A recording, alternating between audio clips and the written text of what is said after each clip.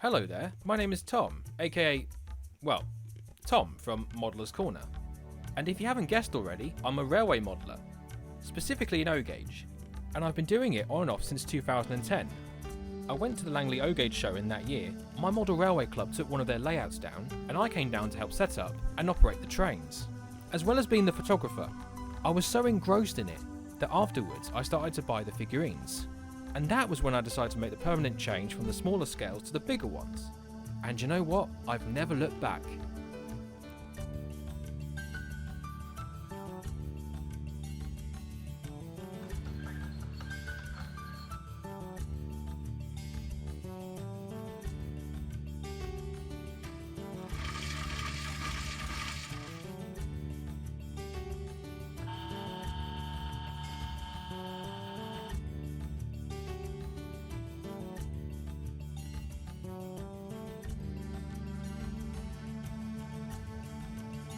During those 10 years, I've come to learn so much about working in this scale. This also goes for model making in general.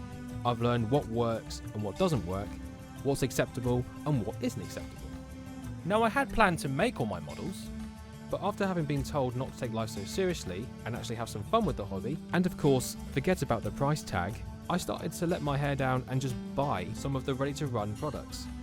This encouraged me to start a YouTube channel and make my own reviews about them. So today, I'm going to be talking about Lima's Fowler 4F. After not seeing much coverage on this model, I thought I'd step up and have a go myself. There is one very modeller I know who doesn't like watching the engine being taken out of the box, having the instructions read out, or being given a brief history lesson on the engine's real-life counterpart. So luckily for him, this engine didn't come with either the box or the instructions. So if you came here for a history lesson, you're better off buying Chris Eden Green's DVD, as Steam Locos in Profile have already covered the 4Fs. So let's get straight down to reviewing the model.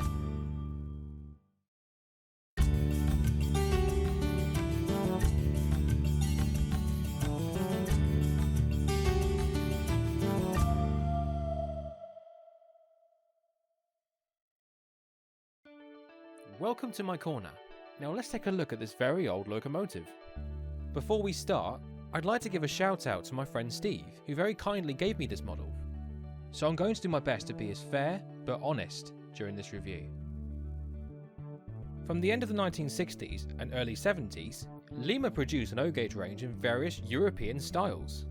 For the UK, they produced the Fowler 4F in LMS black and maroon and the Class 33 diesel in blue and green. There was a continental loco in the form of a small diesel shunter, but in British Rail blue. This range was very short-lived, but never forgotten. You can still pick them up at various model railway shows. Although superbly detailed for a 1970s model, the body shell is an all-in-one injection moulding. Basically, details such as the handrails, the steam pipes and the safety valves are all part of the plastic mould, and not separate components, making it safe for children, but disappointing for modelers. Why there are caterpillar tracks on the footplate, I've got no idea. Now for the couplings. Lima made quite distinct looking hooks for coupling up coaches and wagons. They resemble a claw shape, hence why I took them off. I was doing a photo shoot and lost them. The buffers are made of plastic and not sprung. As we go to the chassis block, that too is made of plastic. The bushes are plastic as well, which is not very popular amongst modelling enthusiasts. Looking at the wheels, there are no gaps between the spokes. The coupling rods are already attached to the front and the rear wheel, leaving the middle axle to run freely as the train moves along, also acting as suspension.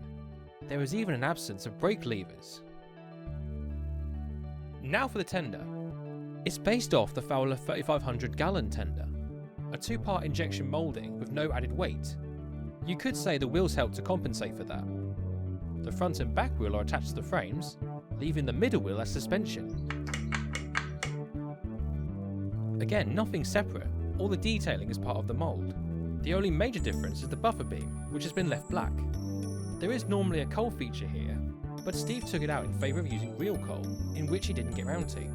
The tender coupling hook is just a plastic rod. Simply lift up the tender and place it over the hole. There is some cab detail, but it's all part of the mould, and it's just about big enough for you to place both a driver and fireman from your specially painted figurine collection. Please forgive my fat hand, you will see a lot of it during the course of these videos. I think it's time we gave it a test run, so let's couple it up and take it to the workbench.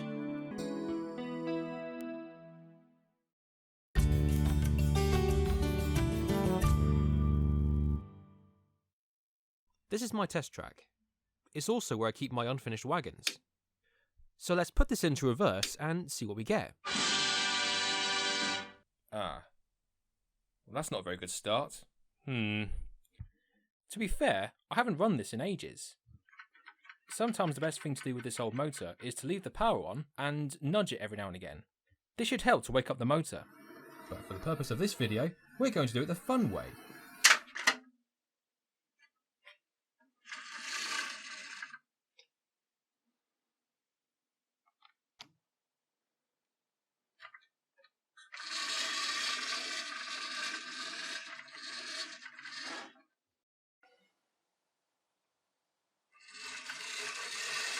A little trivia for you, this track was actually made by Rivarossi, a company that was later bought out by Lima, and now both companies are owned by Hornby.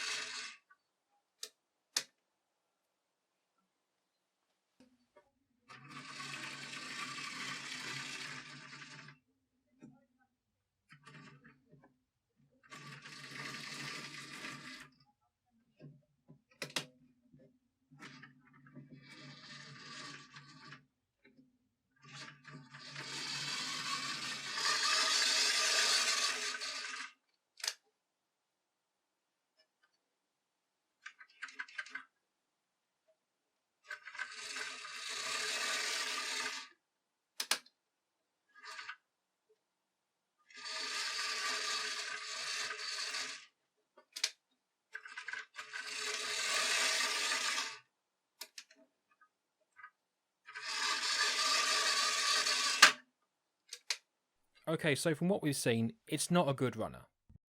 Nothing compared to the quality we have today. Apart from this brake fan, I don't have any other Lima models to do a fair comparison with. I was going to demonstrate the 4F's different speeds, but it was impossible to achieve a slower pace. The pickups don't seem to be drawing in enough power. I had to almost leave the power on full just to make it move. The sound it makes is quite crunchy. It reminds me of a car that's failing the ignition.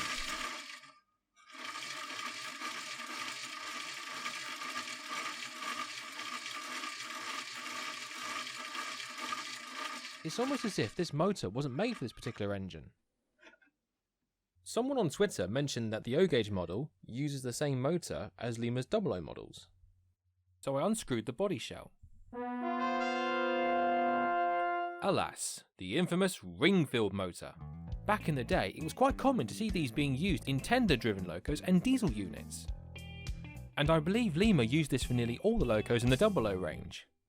So doing a simple rearrangement of gears seems more cost effective, but from what we've seen it's quite facile. While most motors move a gear placed on the centre axle, a Ringfield motor would normally power two wheels on the same side. But here it's only powering the one, and it's 3mm bigger. There is a stiffness when it moves too. Yes, I've oiled this many times, but it doesn't appear to improve the performance. Connecting the gears to that single wheel almost unbalances the working arrangement. Let's do a comparison. I don't have any small Lima models, so I'm using this Hornby one. It is quite similar, and there also appears to be the same amount of gears used to connect the wheels to the motor. So would you call this a 00 motor, or is it simply a case of one size fits all? In my opinion, it just makes it look and feel really cheap. But we're not done yet. I want to see how strong the Ringfield motor really is. So using the same Rivarossi track, I have set up a massive loop, consisting of 8 straights on each side. I'm giving the 4F a temporary coupling, and I'm going to couple it up to a full train of wagons.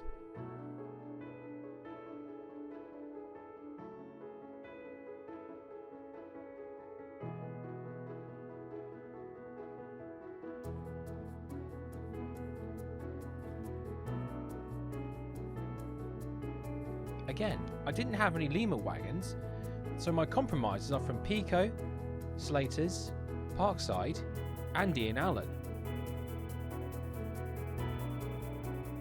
Imagine waking up to this on Christmas Day. So all set, a little tune on this license-free whistle, and off we go.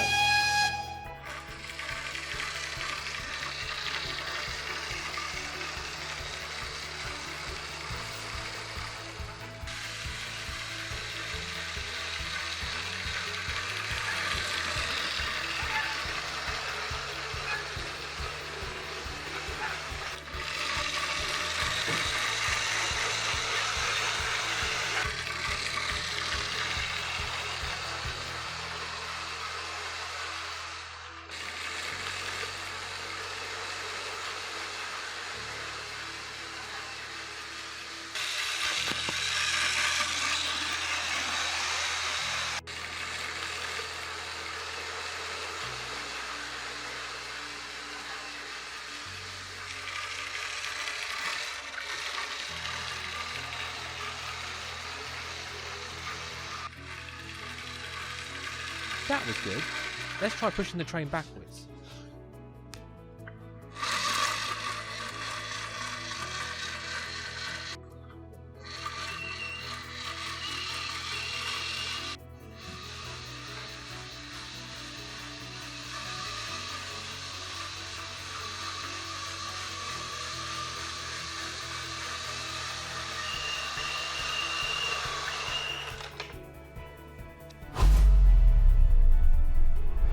Very nice.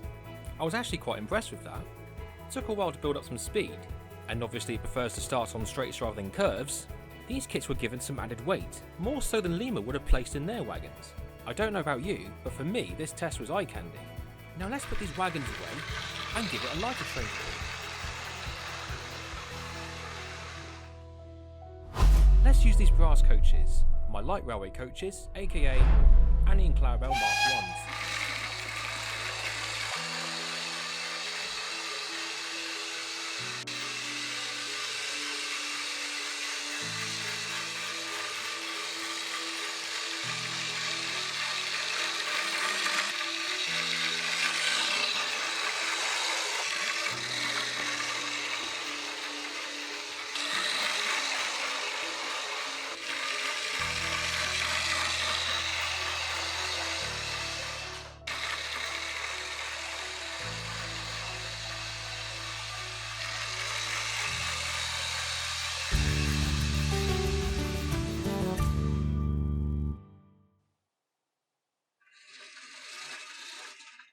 Now for the price.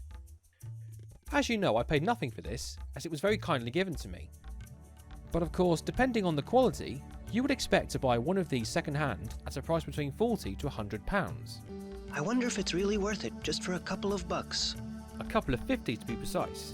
But after all we've seen, is it worth paying that money for it? How versatile is this toy train? Although Lima's models are technically smaller compared to actual low gauge, this hasn't stopped some modelers from buying and altering it. Here is one example taken at the Langley O-Gauge show in 2010. This one was given metal components, a new chassis and new wheels. Because mine was given to me, I've decided to leave it as it is. But I have turned my tow van into a flatbed. Performance wise, it wasn't that good. It was difficult to operate, especially since I was turning the camera tripod at the same time. The noise? I don't usually mind a noisy model, but this sounded like it was really struggling and just old. I couldn't get a slow enough speed that would allow the model to run easily, and of course, going too fast, I could run this off the end of the shelf, or even hit the wall. But I do have plans to improve this. Strathpepper Junction have actually made an upgrade for the 4F, so I plan to do a follow-up video to test it out. And now for the most important question. Would this make a great comeback? Lots of people have said yes, but unfortunately, according to Paul Chapman from the Lima Model Railway Collectors Group, the moulds for this range were mislaid and quite possibly destroyed. Hornby would have to start from scratch. But if they weren't so busy going after other model companies by copying their products, I think they could produce some real top-notch models. I haven't bought anything from Hornby in over 10 years. so it would be amazing if they actually went into road gauge.